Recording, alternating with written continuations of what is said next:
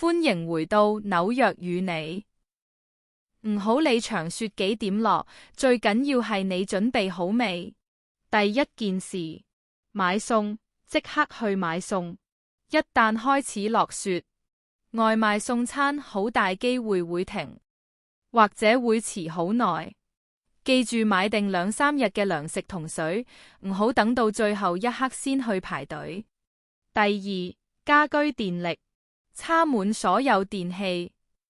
大風雪有機會導致局部停電，趁而家有電，將你嘅手提電話、充電寶、尿袋、手提電腦全部插滿電。第三，汽車準備。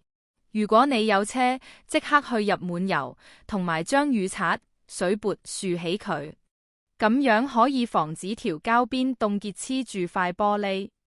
如果你停喺街邊，盡量泊喺非主要幹道，避免被鏟雪車埋住。第四，門口行人路。如果你係住 house 嘅業主，而家好去撒定鹽啦。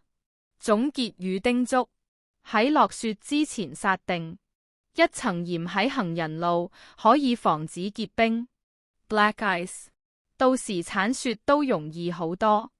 最後，check 下屋企暖氣夠唔夠暖，同埋老人家嘅長期藥物夠唔夠幾日用。